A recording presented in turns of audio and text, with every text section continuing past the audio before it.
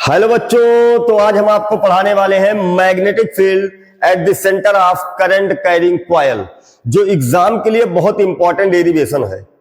तो केवल हम आपको डेरिवेशन नहीं समझाएंगे, बल्कि ये भी समझाएंगे कि कॉइल के अंदर मैग्नेटिक फील्ड कैसे बनता है, कॉइल के बाहर कैसे मैग्नेटिक फील्ड बनता है, एक बेहतरीन एग्जाम्पल के साथ समझाएंगे। तो लेक्चर स्टार्ट करने से पहले अखिल फिजिक्स क्लासेस में आपका स्वागत है। इसी तरह हमारे चैनल से जुड़े रहिए, और आपको कोई प्रॉब्लम आ रहा है, कोई डाउट आ रहा है, तो आप हमसे शेयर कर सकते हैं, उसको दूर करने की हम कोशिश करेंगे। तो आइए स्टार्ट करते हैं हमारे साथ। Magnetic field at the centre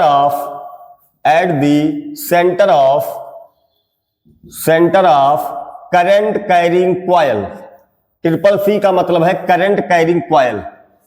मतलब क्या, एक सर्कल ऐसे बना हुआ है, एक सर्कल, और इस सर्कल का रेडियस हमने आर एज्यूम कर लिया है। Let the circular coil of radius R in which I current flow through it. हमने एक सर्कल एज्यूम किया, एक सर्कुलर कॉइल जिसका रेडियस कैपिटल आर है, इसका सेंटर ओ है, और इसमें जो करंट फ्लो कर रहा है वो आई करंट फ्लो कर रहा है। तो इसका मैग्नेटिक फील्ड निकालना कि सेंटर पे कितना मैग्नेटिक फील्ड बनेगा। समझा? Let the circular coil of radius R in which I current flow through it, find the magnetic field at the centre of circular coil. तो कैसे करेंगे इसका डेरिवेशन? ये सर्कुलर कॉइल है, तो पहले इसका हमने मैग्नेटिक फील्ड निकालना है, फिर बाद में डेरिवेशन करेंगे। डेरिवेशन बहुत इजी है, 4 लाइन का डेरिवेशन है, वो आपको पूरा कॉन्सेप्ट समझा देंगे। आपसे न्यूमेरिकल भी लगना स्टार्ट होगा। इस लेक्चर के बाद हम न्यूमेरिकल भी इसमें करवा देंगे सर्कल का। तो ये हमारे पास एक सर्कुलर कॉइल है, ये ऐसे, ये सर्कुलर कॉइल है। अब इसके कारण मैग्नेटिक फील्ड कैसे बनेगा ये मैं आपको बता रहा हूं। जैसे ये आप इसको मान सकते हो, मैं यहां रफली बना रहा हूं, ये सर्कल है, तो इसको आप छोटा छोटा सीधा तार मान सकते हो। यहां स्ट्रेट वायर छोटा सा मान लो, स्ट्रेट वायर, यहां स्ट्रेट वायर छोटा सा ऐसे स्ट्रेट वायर मान लो। तो इसमें करंट किधर चल रहा है? नीचे की तरफ, दिख रहा है आपको? और इसमें करंट, यहां एक सीधा तार मान लो, इसमें करंट कहां चल रहा? ऊपर की तरफ, ऊपर की तरफ। थोड़ा डार्क चलना चाहिए, ठीक है? तो यहां पर देखना, इसके कारण मैग्नेटिक, इस छोटे तार, हम क्या करते हैं, पूरे सर्कुलर कॉइल को छोटे छोटे सीधे तार में डिवाइड कर दे रहे हैं। तो सीधे तार के कारण मैग्नेटिक फील्ड आप राइट हैंड पाम रूल से निकालते हैं, दाएं हाथ की हथेली के नियम से। नियम क्या होता है? सीधे तार के लिए जिधर करंट चलेगा उसको, अंगूठे को हम थंब को उस डायरेक्शन में रखेंगे। सीधे तार में ही होता, अगर कोई सीधा तार है उसमें, उसके कारण मैग्नेटिक फील्ड आपको किसी पॉइंट पर पता करना है, तो थंब को करंट के डायरेक्शन में रखेंगे। और ये जो चारों अंगुलियां हैं, जिसको पाम बोलते हैं, इस हथेली को हम उधर रखेंगे जहां मैग्नेटिक फील्ड पता करना है। तो हथेली जिधर धक्का लगाएगा, या जो पाम के परपेंडिकुलर होगा, ये परपेंडिकुलर है, देखना ये मार्कर दिख रहा होगा आपको परपेंडिकुलर, ये बताएगा मैग्नेटिक फील्ड का डायरेक्शन। समझ में? ये ऐसे, ये मार्कर जो होगा ये बताएगा मैग्नेटिक फील्ड का डायरेक्शन। तो इसके कारण मैग्नेटिक फील्ड, तो देखना करंट, या तो पहले हम इसके कारण देख ले रहे हैं, करंट किधर चल रहा? ऊपर, तो हम थंब को ऊपर रखेंगे, तो इधर मैग्नेटिक फील्ड किधर आएगा? अंदर आएगा, देखना ऐसे अंदर आएगा कि नहीं? अंदर। और यहां किधर आएगा? कॉइल के बाहर देखोगे तो बाहर आएगा मैग्नेटिक फील्ड। और मैग्नेटिक फील्ड आप पढ़े होंगे कि अगर कोई स्ट्रेट वायर है तो उसके कारण, 10th में ही पढ़ लिया जाता कि अगर कोई स्ट्रेट वायर है तो उसके कारण मैग्नेटिक फील्ड सर्कुलर बनता है, याद है? तो यहां पर सर्कुलर बनेगा, इसके कारण मैग्नेटिक फील्ड अंदर, और इसके कारण देखना थंब इधर, तो मैग्नेटिक फील्ड बाहर। तो यहां पर एक सर्कल बनेगा ऐसे, और ये ऐसे अंदर आएगा और ये ऐसे बाहर आएगा। कुछ आया बात समझ में? या तो मैं इसको कैसे दिखा दे रहा हूं, सर्कुलर बनेगा, तो यहां पर और बड़ा सर्कल बनेगा ऐसे, और ऐसे सर्कल बनेगा। आ रहा बात समझ में? कुछ ऐसे ये चारों तरफ ऐसे, यहां पर समझ में आया बात? सर्कल ऐसे, यहां भी सर्कल बनेगा, सर्कल बनेगा, सर्कल बनेगा। कुछ आ रहा बात समझ में? ठीक है, तो मैं इसको हटा रहा हूं। अब यहां एक चीज समझाने की कोशिश कर रहा हूं, वो सुनना। नीचे चल रहा थंब रखे, तो इनवर्ड यहां भी आएगा, इनवर्ड यहां भी आएगा। तो यहां एक, इसके कारण आउटवर्ड था बाहर की तरफ, और इसके कारण इनवर्ड आया अंदर की तरफ। और इसके कारण यहां क्या आएगा, अंदर की तरफ। तो ये दोनों ऐड होते जाएंगे और ये दोनों क्या होंगे, सब्ट्रैक्ट। एक अंदर की तरफ है भाई मैग्नेटिक फील्ड है, एक पे फोर्स लग रहा है इधर, एक पे फोर्स लग रहा है इधर, घटेंगे कि जुड़ेंगे, सब्ट्रैक्ट होंगे ना। हाँ, तो ये सब्ट्रैक्ट होगा। तो यहां पर एक के कारण इनवर्ड है, एक के कारण आउटवर्ड है, तो ये सब्ट्रैक्ट होगा और ये क्या हो जाएगा, दोनों इनवर्ड है, ऐड होगा। तो अंदर ऐड होता जाएगा, बाहर सब्ट्रैक्ट होता जाएगा, तो बाहर मैग्नेटिक फील्ड वीक हो जाएगा और अंदर स्ट्रांग मैग्नेटिक फील्ड बनेगा।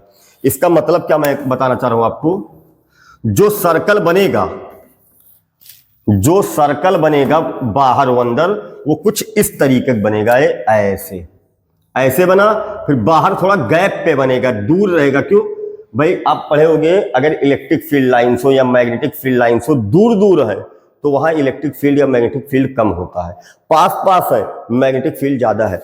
तो यहां देखना, यहां पास में बनाए मैग्नेटिक फील्ड ज्यादा है, यहां मैग्नेटिक फील्ड वीक है तो दूर बनाए। तो ये कुछ ऐसे सर्कल बनेगा, फिर ऐसे सर्कल बनेगा, क्लोज लूप बनाएगा, फिर ऐसे बनेगा और फिर बीच में जाके सीधा हो जाएगा। आ रहा बात समझ में, मैं आपको दिखा रहा हूं इससे। ऐसे ये मान लो आपका सर्कुलर कॉइल है, ऐसे कॉइल है, इसको आप एक सर्कुलर कॉइल मान सकते हो। तो इसके कारण मैग्नेटिक फील्ड मैं बता रहा हूं कैसे बनेगा। तो देखना, ऐसे सर्कल बनेगा, ऐसे दिखा आपको, ये ऐसे मैं कर दे रहा हूं ये सर्कल, और फिर इसके बाद बड़ा सर्कल बनेगा, थोड़ा ऐसे सर्कल टाइप का ही रहेगा एकदम। तो ये ऐसे बड़ा सर्कल बनेगा, ये ऐसे दिख रहा होगा आपको। अब आ रहा समझ में, देखना एक सर्कल ये बना और एक सर्कल ऐसे बनेगा, एक मिनट, एक ये बना और एक थोड़ा ऐसे बना, आया समझ में, ये बनेगा। तो फिर जैसे जैसे सेंटर की तरफ जाते जाएंगे थोड़ा सर्कल बड़ा होता जाएगा, कुछ इस तरीके से। देखना, सेंटर की तरफ जाएंगे तो अभी सेंटर पे नहीं पहुंचे हैं, तो ये कुछ इस तरीके का बनेगा, ऐसे। समझ में आ रहा बात। और जैसे सेंटर पे जाएंगे तो धीरे धीरे सेंटर पे सीधा हो जाएगा, बिल्कुल। ये बात समझ में आ रहा होगा, जैसे जैसे जाएंगे ना ऐसे, तो यहाँ पे ऐसे बनेगा। देखना, पास में रहेंगे छोटा बनेगा, फिर और बड़ा होगा, फिर यहाँ पे ऐसे होगा और सेंटर पे जाते जाते सीधा हो जाता है मैग्नेटिक फील्ड। तो दूर से मतलब जाके मुड़ेगा। तो इसका मैग्नेटिक फील्ड बना रहा हूं, तो सेंटर पे सीधा होगा और किधर होगा, तो देखना करंट कैसे डायरेक्शन निकालेंगे। करंट किधर चल रहा है, क्लॉकवाइज। तो जब सर्कुलर कॉइल होगा तो हम क्या करेंगे, देखो दो नियम याद कर लो आप। अगर स्ट्रेट वायर होगा, सीधा तार है, तो हम इसको रखेंगे करंट के डायरेक्शन में, इसको मोड़ेंगे, पाम को इसे मोड़ेंगे चारों उंगली को, ये बताएगा मैग्नेटिक फील्ड का डायरेक्शन। और जब सर्कुलर होगा तो उल्टा कर दो, इसको बना दो करंट, ये बताएगा मैग्नेटिक फील्ड। समझ में आया कुछ, इसको करंट बना दो, ये मैग्नेटिक फील्ड बनाएगा। ऐसे देखना, करंट ऐसे चल रहा है, मैग्नेटिक फील्ड इनवर्ड। समझ में आ रहा। अगर करंट ऐसे चलता तब मैग्नेटिक फील्ड आउटवर्ड। बात आया समझ में, यस और नो। अगर करंट ऐसे चलता तो हम ऐसे मोड़ते, मैग्नेटिक फील्ड बाहर आता। करंट ऐसे चल रहा, मैग्नेटिक फील्ड इनवर्ड आएगा। ये पूरी कहानी आपको समझ में आई। तो ऐसे सर्कल बनेगा, सर्कल बनेगा, सर्कल बनेगा, स्ट्रेट पे जाके सीधा होगा, बहुत दूर से मुड़ेगा ऐसे, क्योंकि मैग्नेटिक फील्ड लाइन जो होती है वो क्लोज लूप बनाती है। ये आपको पता होना चाहिए, यही डिफरेंस होता है इलेक्ट्रिक फील्ड लाइंस में और मैग्नेटिक फील्ड लाइंस में। इतना समझ में आया आपको। तो सेंटर पे सीधा होगा और उसकी वैल्यू कितनी होगी, अब इसका हम डेरिवेशन करने जा रहे हैं। तो डेरिवेशन करने के पहले देखो, बायो-सेवर्ट लॉ से ही डेरिवेशन होता है इसका। तो बायो-सेवर्ट लॉ का डेरिवेशन, उसके लिए हमें क्या मानना पड़ता है, स्मॉल एलिमेंट मानना पड़ता है। समझा, स्मॉल एलिमेंट। तो हम यहां मान लिए कि स्मॉल एलिमेंट डीएल, और इस डीएल में करंट देखना ऐसे जाएगा, ये डीएल मान लिए, स्मॉल लेंथ मान लिए डीएल, और इस डीएल के कारण मैग्नेटिक फील्ड यहां पर हम निकालेंगे। भाई बायो-सेवर्ट नियम जो लॉ पढ़ते हैं वो स्मॉल लेंथ के लिए होता है, इन्फिनिटी स्मॉल लेंथ के लिए बायो-सेवर्ट का लॉ दिया गया था।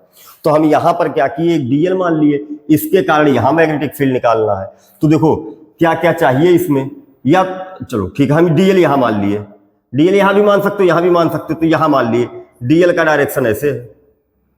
आ रहा बात समझ में, यहां पर डीएल का देखो, जिस डायरेक्शन में करंट होगा डीएल भी उसी डायरेक्शन में माना जाएगा। तो हम डीएल इधर ना मान के इधर मान ले रहे हैं, इसको हटा रहा हूं मैं, डीएल इधर ना मान के इधर मान ले रहा हूं मैं।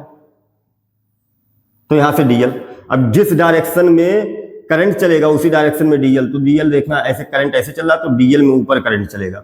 और फिर क्या करते हैं, डीएल को इस आर से इससे मिलाएंगे जहां पर मैग्नेटिक फील्ड पता करना है। यही तो होता है बायो-सेवर्ट लॉ में, डीएल को हम उस पॉइंट से मिला देते हैं जहां पर मैग्नेटिक फील्ड हमें फाइंड आउट करना होता है। तो डीएल को इससे मिला दिए, तो ये लेंथ भी कितना है, कैपिटल आर ही के बराबर तो होगा, रेडियस के ही बराबर होगा। और ये एंगल कितना होगा इस डेरिवेशन में, क्योंकि ये एंगल हमें चाहिए भी 90 होगा भाई, रेडियस जो होगा वो सरकमफेरेंस से 90 डिग्री पर होगा, तो ये 90 डिग्री हो गया। आया बात समझ में? तो इसके कारण मैग्नेटिक फील्ड कितना होगा, तो magnetic field at O at centre due to DL के कारण मैग्नेटिक फील्ड किधर होगा, कितना होगा, तो क्या होता Biot Savart law, DV is equal to mu not I DL sine theta upon 4 pi R square. ये आप पढ़े होंगे, ये बायो-सेवर्ट लॉ है, पढ़े हो ना। तो डीवी इज इक्वल टू क्या हो जाएगा, mu not upon 4 pi I current DL, angle कितना लिखे बताओ, साइन थीटा, तो यहां साइन 90 लिखेंगे ना, sine 90। Magnetic field at O का मतलब at centre due to DL is equal to क्या होगा, DV is equal to mu not upon 4 pi I DL sine theta upon R square. ये Biot Savart law है। अब यहां से थीटा की वैल्यू कितनी होगी देखना यार, क्योंकि यहां पर वो कौन सा एंगल लिखते हैं, डीएल और आर के बीच। आर क्या होता है, डीएल से उस पॉइंट का डिस्टेंस जहां पर हमें मैग्नेटिक फील्ड पता करना होता है। तो हमें मैग्नेटिक फील्ड यहां पता करना, तो ये डिस्टेंस इस कैपिटल आर के ही तो बराबर होगा रेडियस के, और ये एंगल कितना है 90। तो इस केस में एंगल हमेशा 90 ही बनेगा। तो साइन 90 डिवाइड बाई जो डिस्टेंस हो वो रेडियस के बराबर है, तो रेडियस का स्क्वायर, तो यहां से आ गया डीवी साइन 90 की वैल्यू, तो DV is equal to mu not upon 4 pi I DL sine 90 कितना हो जाएगा 1 अपान आर स्क्वायर। समझ में आया इतना? अब देखो, अब हमें क्या करना है, इस डीएल के कारण हम मैग्नेटिक फील्ड यहां निकाल लिए। अच्छा, इस डीएल के कारण मैग्नेटिक फील्ड किधर आएगा, इनवर्ट। यहां इसे डीएल मान लो, इसके भी कारण क्या आएगा, इनवर्ट। यहां डीएल मान लो, इसके भी कारण क्या आएगा, इनवर्ट। यहां डीएल मान लो, इसके भी कारण इनवर्ट। सबके कारण ही इनवर्ट आएगा, जितना डीएल आप मानोगे, यहां डीएल मान लो, इसके भी कारण देखना ऐसे, इसके कारण इनवर्ट आएगा। भाई करंट नीचे, करंट ऐसे जा रहा तो डीएल में करंट भी ऐसे रहेगा, तो डीएल का डायरेक्शन करंट के डायरेक्शन में मानते हैं, तो डीएल नीचे की तरफ, करंट भी मैग्नेटिक फील्ड भी इनवर्ट, तो सबके कारण इनवर्ट होगा, तो मैग्नेटिक फील्ड ऐड होता चला जाएगा। समझा? तो इस डीएल के कारण मैग्नेटिक फील्ड यहां निकाले, इस डीएल के कारण, इस डीएल के कारण, और सबको आपस में क्या कर देंगे, ऐड कर देंगे। तो ऐड करने का क्या तरीका होगा, हम इंटीग्रेट कर देंगे दोनों तरफ। समझ में आया? तो हम लिखेंगे टोटल मैग्नेटिक फील्ड या net magnetic field, net magnetic field. ये तो हम डीएल के कारण निकाले थे, हम पूरे कॉइल के कारण अब निकालना चाहते हैं, पूरे कॉइल के कारण। Net magnetic field at O, at point O, या O लिख दो, at point O due to circular coil, due to circular coil. कितना होगा, क्या करेंगे, इंटीग्रेट कर देंगे। आया बात समझ में? तो इसको कॉपी कर लो तब हटाएं, इसको कॉपी आप कर लो उसके बाद हटाएं। तो नेट मैग्नेटिक फील्ड अब हम निकालने जा रहे हैं पॉइंट पे ड्यू टू सर्कुलर कॉइल, कितना आएगा। ठीक है, तो हम क्या करेंगे, इस डीएल के कारण मैग्नेटिक फील्ड निकाले, इस डीएल के कारण निकाले, इस डीएल के कारण निकाले, इस डीएल के कारण निकाले, सबको आपस में ऐड कर देंगे। तो ऐड करने का क्या तरीका होगा, इंटीग्रेट कर देंगे। ठीक है, इस पे जो न्यूमेरिकल बनेगा वो भी मैं करवा दूंगा। आप पढ़ते रहो, जो भी प्रॉब्लम हो हमसे बताते रहो, आपका जो भी डाउट होगा हम सॉल्व करते रहेंगे। ठीक है, तो इसको कॉपी कर लो बेटा, इसको इरेज कर रहा हूं मैं, ऊपर से इरेज कर दूंगा, 2-3 लाइन में हो जाएगा।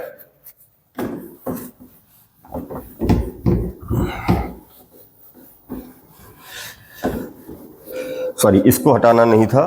तो क्या बना था अभी, DV is equal to mu not upon 4 pi I DL upon R square, ये बना था। इसी का इंटीग्रेशन करना, तो क्या करेंगे, दोनों तरफ इंटीग्रेट मार देंगे, तो डीवी बराबर म्यू नॉट अपान 4 पाई बनेगा क्या, आई डीएल अपान आर स्क्वायर। भाई समझ गए इंटीग्रेशन क्यों किए, हमें पूरे के कारण चाहिए था, पूरे कॉइल के कारण, हमने केवल डीएल के कारण पहले निकाला था।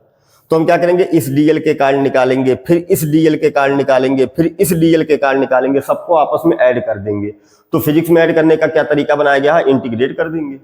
तो इंटीग्रेट कर दिए दोनों तरफ। अब डीवी का इंटीग्रेशन, डीवी का नहीं, यहां 1 लिखा समझो, तो 1 इंटू डीवी, इसका इंटीग्रेशन करेंगे क्या आएगा, वी आएगा।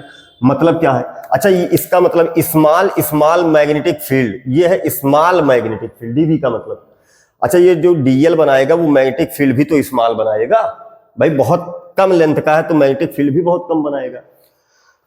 तो स्मॉल मैग्नेटिक फील्ड को आपस में ऐड करेंगे, इंटीग्रेशन का मतलब होता ऐड करना। तो स्मॉल मैग्नेटिक फील्ड को आपस में ऐड करेंगे, क्या मिल जाएगा, पूरा मैग्नेटिक फील्ड मिल जाएगा बी। यहां से कांस्टेंट क्या है, कांस्टेंट का इंटीग्रेशन नहीं होता, तो mu not upon 4 pi constant है, बदलेगा नहीं। पूरे जहां चाहे आप जहां डीएल मानो, चाहे यहां मानो, यहां मानो, यहां मानो, यहां मानो, यहां मानो, हर जगह आई की वैल्यू क्या रहेगी, सेम।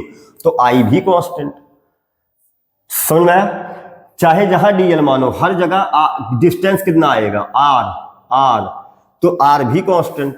बचा क्या इंटीग्रेशन में, डीएल। आया बात समझ में, डीएल। अब इसका मतलब क्या है, डीएल का इंटीग्रेशन का मतलब छोटे छोटे लेंथ का सम, छोटे छोटे लेंथ का सम। तो छोटे छोटे लेंथ को जोड़ेंगे ऐसे, DL plus DL plus DL plus DL plus DL, ऐसे जोड़ते जाएंगे। पूरे का लेंथ कितना होगा, 2 पाई आर।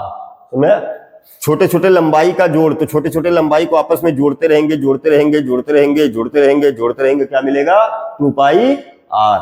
तो यहां से आ जाएगा mu not upon 4 pi I upon R square, और यहां आ जाएगा 2 पाई आर। तो ये आर से आर कैंसल, पाई से पाई कैंसल, 2 से 4 कैंसल, बचेगा क्या, समझ में आ रहा। तो यहां से क्या बचा, mu not upon mu not आई बचा ऊपर, भाई ये 2 पाई आर तो कैंसिल हो गया, यहां बचा 2 और केवल बचा आर। तो ये फार्मूला है आपका magnetic field at the centre. इतना समझ में आया। अब इसी में मान लो एन टर्न हो, एन टर्न का मतलब जैसे कोई कॉइल बनता है तो कई ऐसे टर्न होता है, जैसे इसमें देखना मैं यहां सर्कुलर कॉइल ऐसे बनाया हूं, तो कई टर्न है, देखना एक दिख रहा, 1 2 3, ऐसे ये तीसरा, 4th 5th, ऐसे कई। तो एन टर्न हो, तो अगर एक टर्न होगा, अच्छा ये बताओ एन टर्न होंगे तो लेंथ भी तो उतने टाइम्स हो जाएगा। आ रहा बात समझ में, मतलब क्या है, ये समझ में आया डेरिवेशन। तो इसको कॉपी करो तो बताएं कुछ। अब देखना, अगर मान लो इसमें 2 टर्न होते, 2 टर्न, एक सिंगल ना होके 2 टर्न होता, तब जब इसका इंटीग्रेशन करते तब क्या आता। तो देखना इस साइड में लिख रहा हूं mu not upon 4 pi I upon R square. अगर 2 टर्न होते तो 2 पाई आर इंटू 2 नहीं आ जाता, बताओ, तो 2 टाइम्स एक्स्ट्रा आ जाता। भाई 2 टर्न होंगे तो उसका length 2 pi R into 2, 3 turn होंगे तो 3, तो एन टर्न होंगे तब कितना होगा, यही एन आ जाएगा। आ रहा बात समझ में। तो अगर if N turn in circular coil, in coil, अगर एन टर्न हो कॉइल में, तब मैग्नेटिक फील्ड कितना आएगा, mu not N I upon 2 R, N से मल्टीप्लाई हो जाएगा। ये एन टर्न का फार्मूला है। इतना आया समझ में, ठीक है। तो ये आपका सेंटर पे फार्मूला है, mu not I upon 2 R, mu not N I upon 2 R, कब, जब एन टर्न होगा तब। इतना समझ में आया। अब सुनो, इतने से काम हो जाएगा ना। अब देखो, अब यहां से ना एक इसमें स्पेशल कंडीशन ये बता रहा हूं, न्यूमेरिकल के में काम आएगा। अगर मान लो कहीं न्यूमेरिकल करते समय हाफ सर्कुलर कॉइल आ गया, ऐसे कुछ, ऐसे इसमें करंट चल रहा है, ये हाफ सर्कुलर कॉइल है, तो इसका जो रेडियस आर है, तो इसके सेंटर पे मैग्नेटिक फील्ड पूछ लिया, तो लेंथ आधा नहीं हो गया। तब जब डीएल का इंटीग्रेशन करेंगे तो 2 पाई आर लिखेंगे या पाई आर लिखेंगे, बताना। तो डीएल का इंटीग्रेशन करेंगे तो यहां 2 गायब कर देंगे। आ रहा बात समझ में, 2 गायब कर देंगे तो केवल पाई आर आ जाएगा। तो पाई से पाई कैंसल, आर से आर कैंसल, बचेगा क्या, mu not I upon 4 R. तो अगर आधा सर्कुलर कॉइल होगा तब मैग्नेटिक फील्ड का फार्मूला होगा, तो जो पूरे का होता है वो लिख लो और उसी का आधा कर देना। समझ में आया बात भाई, लंबाई आधा करेंगे तो मैग्नेटिक फील्ड भी आधा हो जाएगा। ये तो बायो-सेवर्ट लॉ में है कि DV directly proportional to DL. तो लंबाई आधा कर दिए तो पूरे का मैग्नेटिक फील्ड इतना, तो आधे का 1/2। मान लो हाफ सर्कुलर कॉइल, हाफ का मतलब ऐसे बना, हाफ का भी हाफ है, क्वार्टर सर्कल हो, हाफ का भी हाफ, मतलब 4 हिस्से में एक हिस्सा। जैसे ये मैं आपको बता रहा हूं, ये हाफ सर्कल, इतना सर्कल है, ये आपका कॉइल है। आ रहा बात समझ में आ रहा? तो इसमें मैग्नेटिक फील्ड कितना बनाएगा? तो हाफ सर्कल अगर होगा तो सेंटर पे मैग्नेटिक फील्ड कितना बनाएगा? सेंटर पे तो पूरे का कितना होता है? Mu not I upon 2r। तो हाफ का भी हाफ है, यानी कि 1/4 हो जाएगा। पूरे का याद रखो 1/4। समझ में आया इतना? तीसरा केस और है, बस एक केस ये है, सेकंड केस ये हो गया, थर्ड केस क्या है? अगर मान लो ये सेक्टर हो, ना आधा हो ना पूरा हो, कोई सेक्टर बना हो और वो सेंटर पे ओ पर कितना एंगल सबटेंड कर रहा है? थीटा एंगल सबटेंड कर रहा है। इसमें आई करंट चल रहा है, इसमें भी आई करंट, इसमें भी आई करंट। रेडियस आर है इसका, मान लो कितना है रेडियस? आर। तब कितना होगा? तो लिखेंगे b बराबर म्यू नॉट, याद रखना ये सब, 2r और इंटू थीटा अपान 2 आया समझ में? थीटा अपान 2 और थीटा को रेडियन में रखना। किसमें? रेडियन में, याद रखना, थीटा को रेडियन में रखना बेटा। आ रहा बात समझ में?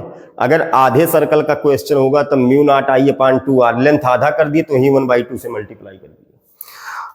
आधे का भी आधा होगा, क्वार्टर सर्कल होगा तो जितना पूरे का होता है, तो क्वार्टर का मतलब 1/4 पार्ट हो गया ना, 1/4 से मल्टीप्लाई। लेकिन अगर कोई सेक्टर बना होगा, ना आधा है ना पूरा है, कोई सेक्टर ऐसे बना हो, तो थीटा b बराबर mu not I upon 2r theta upon 2 तो इसको किस में रखेंगे? रेडियन में रखेंगे। इतना समझ में आया?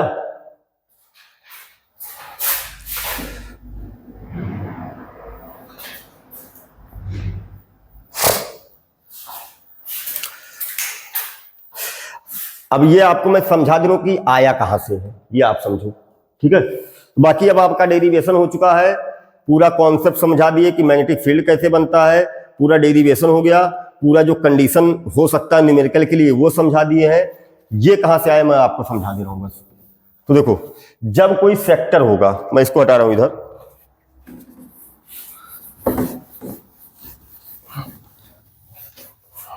जब कोई सेक्टर होगा, मान लो ऐसे सेक्टर बना हुआ है ऐसे, और ये एंगल थीटा बना रहा, कहां पर? सेंटर पे, और करंट इसमें आई चल रहा है, रेडियस आ रही है। ये वायर नहीं है, ये वायर नहीं है, ये वायर नहीं, वायर ये है केवल। अच्छा, इसका लेंथ कितना होगा? इसका लेंथ r थीटा होगा कि नहीं?